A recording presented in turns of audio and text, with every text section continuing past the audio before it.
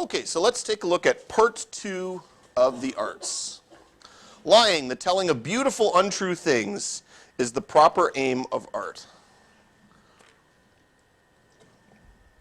Okay, so last time we talked about how difficult it was to even define art, like what is art versus what is not art.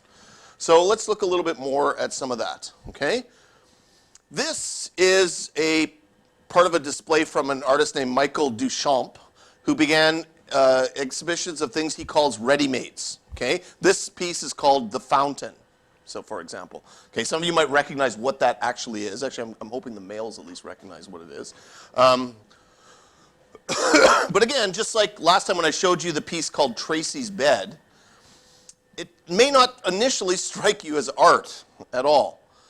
But again, we had difficulty making that definition as to what is art. And I'd like to, by the way, show you guys, for those of you guys who were here yesterday morning, what yesterday's lunch group did with that list. It was a little bit different than what you guys did. But again, I made that statement, if we just say everything is art, then that kind of takes away something. It means that nothing is art, okay? But that big question, where does art end and when does non-art begin, is a tricky question. Okay? How do we make that definition? How do we do that without art, the word art, losing its meaning, losing its sort of its power? Maybe what we could do is say something like, everything can be looked at from an artistic perspective. That not everything is art, but we can look at things from an artistic perspective. But when we put things into the category of art, okay, that's how we are meant to look at it, right? So if you had the job of sorting the universe, and on this side of the universe you're going to put everything that's art, and over here everything that's not art, what gets put over here is stuff that you mean to look at in an artistic way, okay? Maybe an unmade bed isn't going to get put into that category, okay? Maybe a urinal isn't going to be put into that category, okay? But at the same time, just because you stick it in an art gallery doesn't necessarily just make it art, okay? One of the features maybe is that what we would call great art, okay, or really good art, is the fact that it continues on. It stays kind of alive forever, okay? So here's the question. What music do you think that's been produced today, or has been produced at least, like, say, in the last 10 years, will still be being listened to 100 years from now? Now, the way you could kind of approach that question is, think about 100 years ago. It'd be about 1914. Is there any music being played in 1914 that's still being played today? And there was probably, I'm guessing, a ton of music in 1914 that nobody's listening to now. That it kind of just died out in 1914. It was trendy at the time. But is there any music that you guys think from like 2000 to 2014 that's going to survive for 100 years? Anything? The Beebs? Little Wrecking Ball going to be here 100 years from now?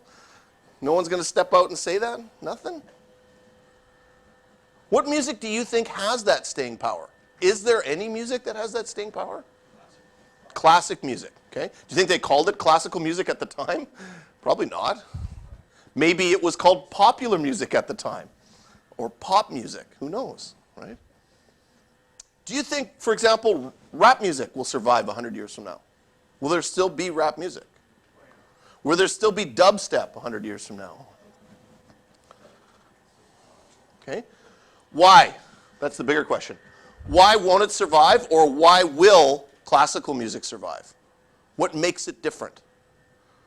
What about classical music? What about something like that? What about, say, jazz? Do you think jazz will be around 100 years from now? Yeah? Why? Why will it survive and dubstep won't? It couldn't be popularity. That's why it's called popular music. It's extremely popular. What do you think?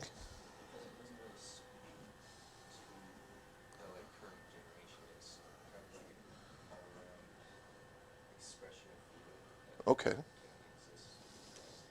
So they're not targeting a specific age group with a certain type of music. So it's a little more universal in that way. That's a good point. Do you think it has anything to do with skill? Do you think that some music is more skilled than others? Do you think that's a factor? It's a tricky question. It's not an easy one. That's all I'm going to do this year, by the way, is ask questions. I have no answers for you guys whatsoever, okay? An artist is out of step with time. He has to be. Okay, let's look at a really hard thing to do. Judging art. Being a judge, okay? Deciding what's good and what's bad. Oedipus Rex is a play that was performed in 429 BC. Honestly think about how long ago that was. And it's still considered a great piece of literature. By the way, any of you ever studied, do you have to study that? Do you have to study that? Wow, that's amazing, right? Okay, other works like Mozart, Beethoven, Picasso, Shakespeare, those are still considered some greats. But think about the age of these pieces of art, right? How do we make that process of distinguishing good from bad? Is it an objective decision or is it a subjective decision? Is it all just based on people's opinion of art, okay? Okay, so there's a bit of a paradox that happens here. So the paradox, on the one hand, we feel that the standards of aesthetic judgment and some standards of judgment are better than others. We might say, you know what, you have a better ear for music than I do because you're a music teacher and you've studied music at this way. Okay? On the other hand, we could say, you know what, beauty's in the eye of the beholder. What I think is beautiful and what you think is beautiful, there's no accounting for taste. Okay? This is a paradox of judgment, right? It's like a teacher grading an essay or a painting. You guys know the old saying what the English teachers do, right? After you guys leave at the end of the day, they just take all your essays and throw them down the stairs. And then they go pick them up. They go to the first stair and they get an A. Then they go to the second stair and they get a B. And then by the time they get to the bottom of the stairs, you fail, right? Have you ever felt that way about an essay? That sometimes you think, how in the world do they think my essays? I used to think that about poetry when I was in high school. I used to spend all this time. I had a buddy. And we had this poetry assignment, and I spent the whole night like trying to figure out a good metaphor and all the rest. And he forgot to do it, and then we got to class, and he just whipped one up like as he sat there just before he handed it in, and he got a better mark than me. And I just thought, this isn't fair. What's going on here? So that sort of judgment factor sometimes makes you feel a little bit bad about something. Okay? How can we do that? What if I told you I hate sushi, which isn't true, by the way. I like sushi, but I love hamburgers. Do you have the right to tell me that I'm wrong? No, you don't have the right to hate sushi. You need to love sushi. You have no idea how delicious sushi is. It seems like we shouldn't be able to do that to people, but in some ways that might be what we're trying to do with music or painting, saying, no, you need to love this picture of the Mona Lisa. It's unbelievable. But you can say, well, I don't like it. So in some ways, is beauty in the eye of the beholder? Okay? And here's another big question. Do you think it's possible to educate your tastes? Do you think it's possible to learn to like sushi if you don't like it now? Is that possible? Okay. Tiger Woods is one of the best golfers in the world. Is this a fact or an opinion? What do you think? An opinion. Anyone disagree? Kind of a fact. How is it a fact? Okay, so there might be statistics to back it up, right? Okay, so if I said to you, sushi is one of the most complicated dishes to prepare in the world, is that a fact or an opinion? It's tricky, right? What if I said trigonometry is the best way to solve problems involving triangles? Is that a fact or an opinion? Right? You see how, again, in the arts, it's easy to get very opinion-based in the way we make judgments. Okay? And it's just something to be aware of, for sure. Art is a human activity whose purpose is the transmission of the highest and best feelings to which men have attained. That's Tolstoy. So, I'm going to propose something that very often is proposed in judgment of the art. Should the judgments of aesthetic taste be what's called disinterested? And I'll define what I mean by that. Okay? It was actually a philosopher named Immanuel Kant who proposed this. He said there's a big difference between judging taste and aesthetic judgments. There's a difference between an ought statement and an is statement. So here's an example. I like this painting, and this painting is beautiful, should be two completely different categories. In other words, you can judge a painting as beautiful, but not necessarily like it. And similarly, you can like a painting, but not actually think it's beautiful. Okay, do you kind of understand what Kant was getting at there? We're going to see a little bit of Kant this year in a couple places. Kant, as a philosopher, also specifically had some philosophies on science that we're going to look at later. So can those two statements coexist with one another? Is this even possible? Can you say, I like this music, but also think that it's not good music? Can you like a piece of food and know it's not well prepared? Or similarly, if you think it's amazingly prepared, can you not like it? Do you think that's possible to make those distinctions? Is it difficult sometimes? Yeah. In some areas, absolutely, it can be very difficult. And that's what Kant recognized, that those two statements can be at odds with one another.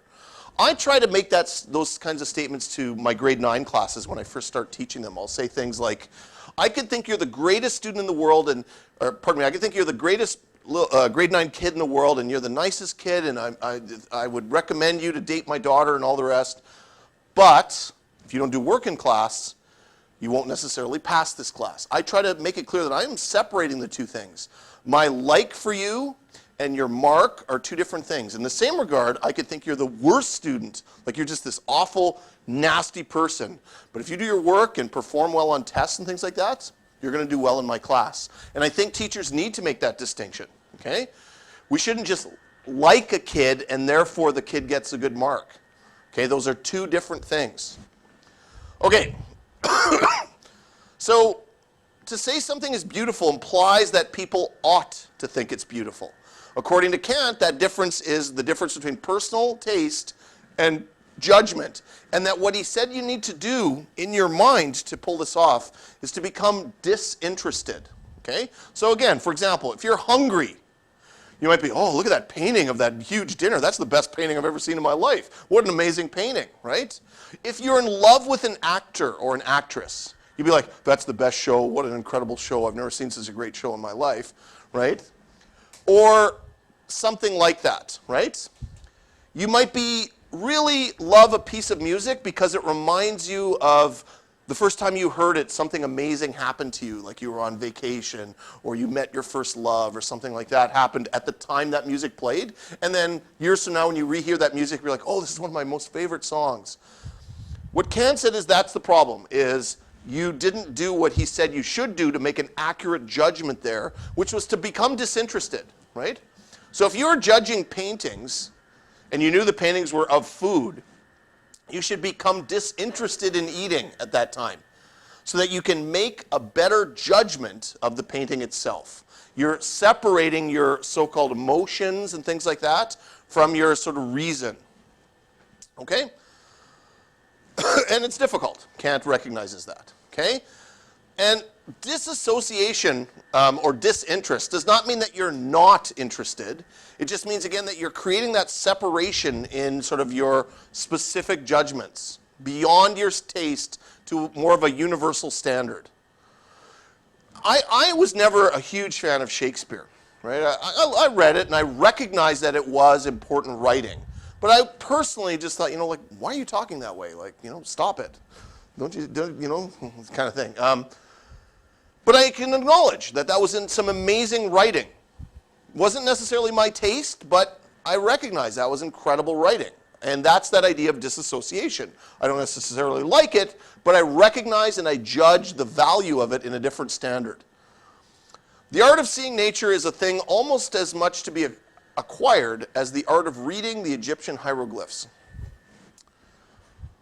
Okay, so if we're going to judge it by detaching our so-called likes from it, what kind of standards can we apply here? Are there even universal standards? Okay, so since all humans have the same basic biological perception mechanisms, we all have eyes, ears, and stuff like that. Not all of ours work the same. Some of them don't even work at all. But generally, there's the same sort of biological thing there. Let's see how similar you guys are. What I want you to do is look at this painting. It's called A Stag Drinking. I don't know if you can see there's stag. Think of 10 adjectives that you would use to describe this painting. 10 words. descriptor words that you would use. So as you think of one, just say it out loud. Like, what is this painting? Sorry? Solemn? Okay. Say louder, louder. Lonely. Mysterious. Bland. That's only 4. Come on, you guys. Well, just think. What does it say to you? What words? You don't have to overthink this. Just what pops into your mind. Empty. Think of emotions it draws into you. What emotions is this drawing into you right now? Forlorn. Wow, you guys are so poetic this morning.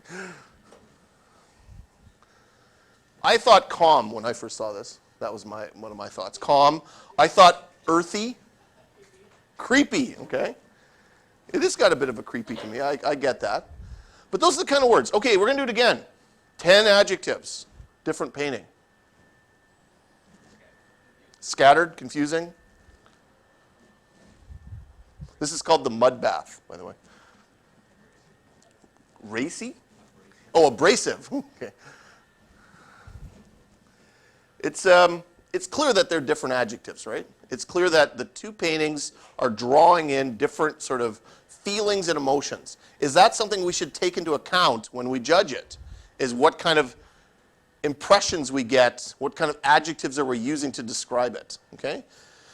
The first one usually elicits, again, words like peaceful, serene, and the second one often disturbing, right, or aggressive, right? Again, I can see aggressive in this one. The second, for sure, has more like diagonals, more bold contrasts, more sort of, it's a more surreal painting, right? The first one is a little more realistic, right? You can kind of see that there's a stag and there's sort of water and stuff like that. Kind of feels like it's a painting of something, whereas this one's more abstract, right? I don't know if you could have guessed the mud bath if I didn't put that up there, right? But there's certainly much more bolder contrast, more straight lines, more edges, right? So it's a sharper picture. That's a word I would use to describe it. Okay? 2 Russian artists set out to discover what kind of paintings people like. They decided to do a study to figure out what do paintings the people like. What do they find the most attractive? And overwhelmingly, cross-culturally, the human beings found landscape paintings their favorite type of painting. Pictures of landscapes were their favorites. Now, some have argued scientifically that this is related to our biology. That as like developing human beings, when we were still developing from animals, that when we were struggling to survive, just looking out and seeing a beautiful landscape was like, oh, that's peaceful, because we knew that like we weren't in the forest anymore and nothing was going to like dive off a tree and kill us, right? It was, or at least I got some open area that it's going to be a little bit nicer. Some would also argue that in genetics that the human pulse is kind of the basis of music. The fact that we can sense our own heartbeat gave us a sense of rhythm that helped us develop music, that's where biologically it came from. So is that maybe leading to the fact that a lot of our arts come from our biology? Possibly, right? So some would say that dominant cultures, like for example right now the American culture is a very dominant culture in the world stage, exposes us to the same imagery. I mean, we watch a lot of American movies. We watch a lot of American television shows. And that shapes our taste. So in different times, say, the English culture or the Russian culture or whatever was the dominant culture shapes your tastes, okay? But the fact is, you guys are living in a world now that is a little more homogeneous, right? You can, if you want to, go right now on one of these computers and watch a Chinese opera. Have any of you ever seen a Chinese opera? It's very different than a European opera. Okay, it's still called an opera. There's still a lot of singing and stuff, but it's very, very different. So to what extent do you think there are universal standards, specifically in beauty? Do you think that a beautiful face in Kuala Lumpur is the same as a beautiful face in Alaska? Is there a universal standard for human beauty? What do you think? Yes? No? Or is it cultural? Is it cultural? Or is there something biological, something universal? I think the answer is yes to both. I think that there is some sort of evidence to say that we find certain faces more beautiful than others, if asked, based on some standards. They've done studies on this. Some of it is symmetry, right? So if one side of the face is very similar to the other side of the face, people tend to mark that as more beautiful. But yes, there's a cultural standard here as well, right? Some cultures prefer certain features than others, or certain skin tones and stuff like that. There's tons of stuff that is influenced culturally, right? So I think the answer is yes in both cases. But so that, again, makes the arts very difficult. Yes, it's personal, but there is some aspect of universality to it, okay? It's a matter of perspective. In some, we are inclined to see similarities between things, while others are inclined to see the differences, right? That's also a human feature. Some of us like to look for similar patterns. Some of us like to look at patterns and look for differences. Someone raised on baseball might have very difficult time understanding the sport of cricket, okay? And vice versa. And again, someone raised on a European opera would have a lot of trouble understanding what a Chinese opera looks like, and vice versa. Those cultural standards are for sure going to influence you. So if you were raised on cricket and then someone showed you baseball, you'd be like, I don't like this. This isn't my taste. I don't know if you guys know that they play cricket in Assiniboine Park all the time. Have anyone ever seen the groups playing there? It's like the only cricket in this entire province is played in Assiniboine Park. And I know that because I once had a student who played cricket there. And he said, this is the only place you can play cricket in the province. It's the only cricket league there is. And I've always been fascinated by that. I always see them out there. They got those like white clothes on, and they seem to be really into it and stuff. And I just think, I have no idea what's going on there. And I mean, I played baseball for years, and I just have no clue what's going on with that game. Okay, let's take a look at what I got for you guys now. All right, let me just stop